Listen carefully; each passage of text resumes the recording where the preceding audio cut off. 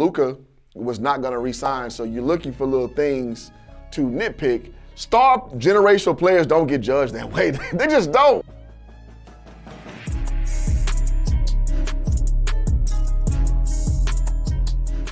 What's up, everybody? It's your boy Hoop Jogging back with another video. Before I get into the content, if you would take a second to like, comment, subscribe, hit that notification bell, please. All right, let's get it. Guys, today we're going to go back to the well that is Stephen A. Smith, because in my opinion, he has probably one of the most influential podcasts beside his day job at ESPN. And so in this particular episode, he's going to talk with Mark Cuban. I'm going to react to their interactions, talking about the Luka trade and a few more issues, and we'll get to it.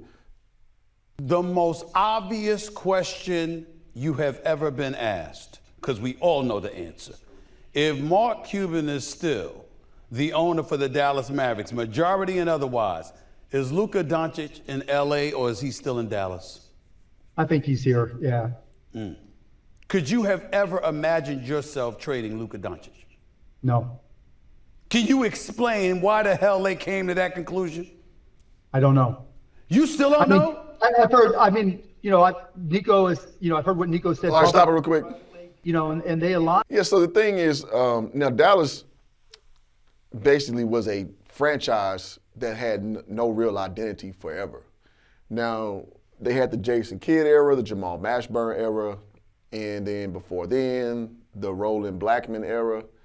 But they were just known as like likable losers, basically. I mean, even when Steve Nash was there, when Dirk was young. But when Dirk Nowitzki had come to the franchise, Dallas had the reputation of having a European star and then building around him and kind of just getting the city to kind of rally behind that type of structure. So Luka was a natural fixture, and also they had Kristaps Porzingis to come in. It just didn't quite work out, but as we see last year, Kristaps won a championship with the Boston Celtics. So 7'3", do-all big, kind of a stiffer Wemby kind of build. But Luka was supposed to be that guy to be the, because Dallas is not a big market, as far as getting free agents or what have you. So you keep Luka to bring in, guys that normally classically wouldn't want to go to Dallas, right? They got Kyrie Irving to come 2 years ago, right? So with that being said, that is, it's real funny to see Mark Cuban react to this, because he built this team, this culture, and his image. And when he parted ways, because he's now a minority owner, he doesn't own the whole thing anymore. He doesn't have a say-so like that anymore. It's very much interesting for me to hear his feedback, because as you kind of saw teased in, he wouldn't trade Luka, because that goes 100% against his brand. But let's keep it going. Nico felt it was the best decision, and Patrick Dumont agreed with them at the time, and they made that decision. And that's the way the NBA works. Could you educate my audience as to what words were said as to why Luka Dončić was being traded? I mean, Nico decided that defense wins championships, and he thought that Anthony Davis would be a better anchor for our defense. And look, the truth is, between AD, Derek Lively, and Derek Gafford, that's the best big three in the NBA. But Luka Dončić is a generational talent. All right, stop it. While there's an argument.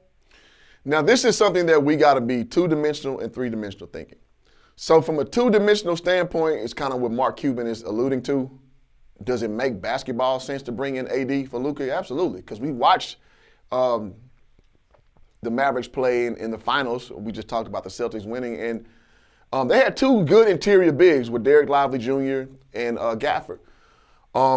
However, they had problems of having a big that could pretty much score on their own. So it basically was Luka and Kyrie Irving going tit for tat, and Kyrie's not the best defender to ever live, and Luka damn sure ain't the best defender to ever live. So they could use a big like AD, who not only is one of the best defenders on the planet, he also can get his own bucket. So I see the logic. Now, the thing I think that's three-dimensional is, now Luka was up for a contract extension. And word on the street is Luka wasn't going to re-up in Dallas. So what I'm thinking is they got rid of him because they couldn't re-sign him, and that's just not me talking. One of my NBA sources tell me this. So from a two-dimensional standpoint and a three-dimensional standpoint, the trade actually does make sense, but I'm curious to see Mark Cuban's further input on that because, I mean, listen, you always got to put a face on for people who's watching from the cheap seats, us, right? So I want to see how he's going to spin it or the story he's going to give us. So let's keep it going.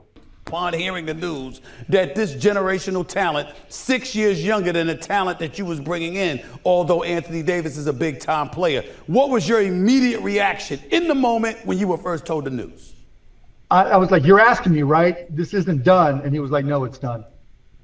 And I was like, okay, nothing more to talk about. I wouldn't have done this. And, thanks for giving me the call. Who did you say that to? Who called you? Nico. Wow. One of the things that was reported, Mark Cuban, is that throughout his years, as much of a generational talent as we all know Luka to be, his dad spoke out in the immediate aftermath of the trade because of the cynicism that was thrown in Luka's direction. Doing his own thing, marching to the beat of his own drum, controlling his circle to some degree, strength and conditioning, etc., being in shape, all of these different things. Was it fair criticism? Was it exaggerated? Was he being maligned unnecessarily in your eyes? This is the conjecture part of when teams have to sell their audience a decision. So what they were saying with him being lazy, him drinking beers, him just basically not going along with the program, as it were, that's going to be the spin.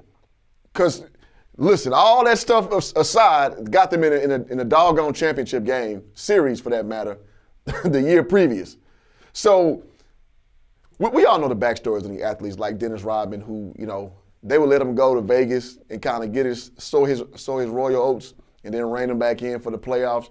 Like we've seen that, like, you work with the talent if they have certain character flaws or what have you. So this kind of goes back to what I was saying, that what's probably the culprit is that Luka was not going to re-sign. So you're looking for little things to nitpick. Because listen, man, star generational players don't get judged that way. They just don't, especially not as young as Luka, being, 25? I think he just made 26. That doesn't happen ever. Don't believe my line, Mouse. Somebody pull up some footage of a 25-year-old, we just talked about Ja Morant, that he's still getting hung on to with his team. You weathered the storm, so that tells me, it just confirms rather that there was more at play than what meets the eye. But again, you have to sell to your fan base that it wasn't us, it was him. So we had to do something about it. So I'm interested to see what Mark's going to say about that, because I know he's not as invested as he used to be, so he may speak a little more honestly. Let's go ahead and check it out. Was it fair criticism? Was it exaggerated? Was he being maligned unnecessarily in your eyes? I mean, look, everybody saw him. It wasn't like he was ripped and had a six-pack. But what I think what the biggest mistake was in trying to understand Luka is he's from the Balkans, right? He's Slovenian, and you look at Jokic, who's Serbian, and you look at Serbian players in general. They're just a different mindset, right? They look at the game different. They look at life differently. They look at they're emotionally. The guys that I've gotten to know from that region of the world are different, and I think that was what was not considered as fully as it should have been. That you've got to understand what people are like, what their backgrounds are like, who they are personally, what their families are like, how they interact with other people. And from that part of the world, in my experiences, Luka was just, other than the basketball talent, he was just like every other guy. And, and I think that was one of the reasons he loves to play with the Slovenian team. He relates so well to all the other players from that part of the world. And, over the summers, that's who he's hanging out with. That's who he is.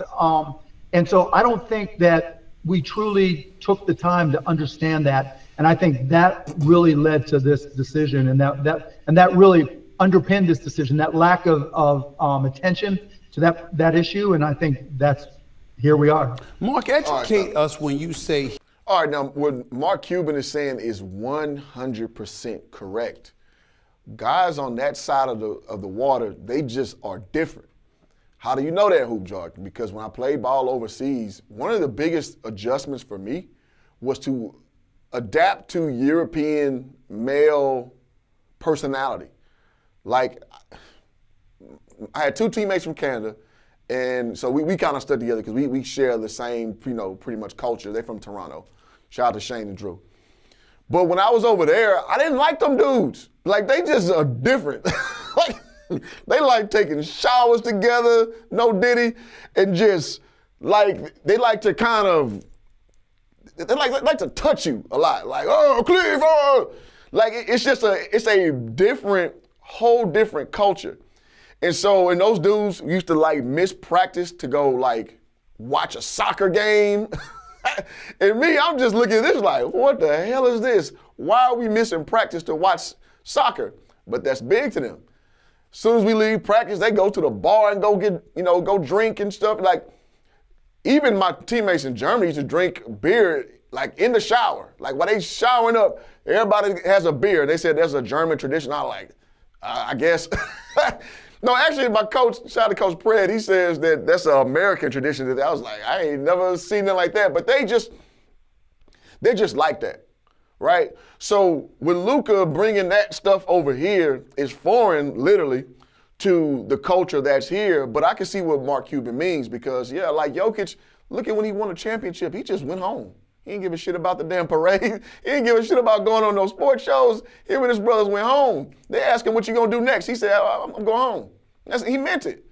So I think it's important to understand how European players are. They're just more stoic and they don't think the same rigors that we put so much stock into.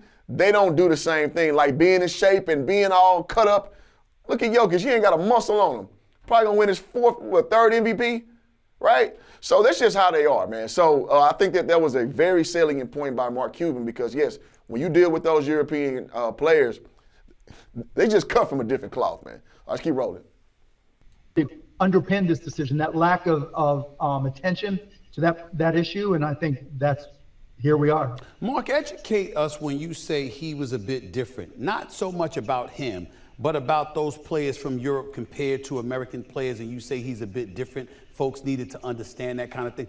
What are the kind of things that you noticed about him and about players from overseas, from Europe, et cetera, and how different they are? Not even overseas, the Balkan players, the right? Balkan players. How are they different? If you've ever seen a game in Serbia, okay, they're going, like Jokic has said before, Jokic said, oh, guys are yelling at me. No, dude, have you ever seen a game in Serbia and you watch them? That's where you see the videos of the entire stadium bouncing up and down. Right. And, look at Jokic's brothers.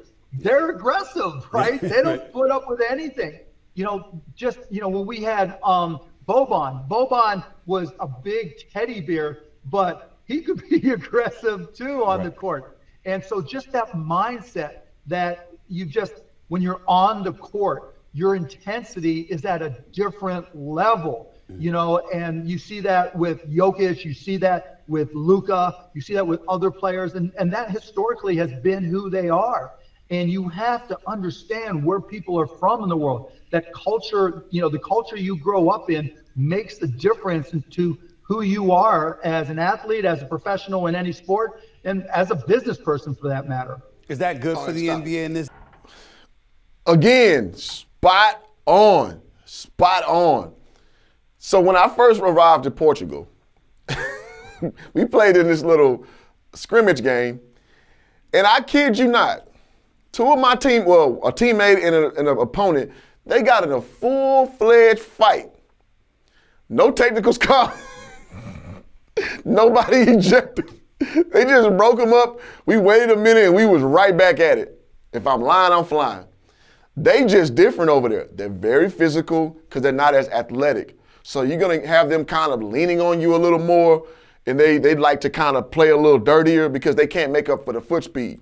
So they do have that different element to it, and for American players, it is hella frustrating playing with them. And they tend to be a little more wider and more burly, and he's 100% on point with that comment, man. And for Americans, when the shoe's on the other foot, it is a very hard adjustment playing under their standards. So when they, to Mark Cuban's point, when they come over here, it's a hard adjustment too because they just go about things a lot differently than we've been taught through the AAU system and the high school system, where effectively these guys are pros at like 15 years old, especially Luka, winning championships, on top level leagues. So they just come in with a different overall perspective and approach to the game. So yeah, man, that's 100% on point. Let's keep it going. That culture, the culture you grow up in makes the difference into who you are as an athlete, as a professional in any sport, and as a business person for that matter. Is that good for the NBA in this day and age? Is it what's needed? Yes, it's great, right? Because, the beauty of the NBA is that we accept all cultures from around the world because, they're all different. And that's what makes us unique in that we're very, very accepting no matter where you are from. And I think it's amazing, And, when you see Luka, like when I went to LA with my son, when we played there against him for the first time, right. And I told him I was going to boo him when he was on the free throw line. So I did. And I was smiling and laughing. And he was, he got really intense because he's always really intense on the court. Always. You see his response to the referees. You see his responses to anybody. He is intense. And while, Joker may not be as purely emotional, and I don't get to see as many of his games, the guy is intense, but when the game is over and he goes back home, he's more interested in harness racing, which, by the way, I grew up watching my entire life, so I don't blame him. Mark Cuban's knocking this out the park. Yes, we need that style of thinking in the NBA because the NBA has an image issue. And he was talking about the immersive part of like from the cultural, and that's all swell. But what I'm speaking about is we have a competitive issue.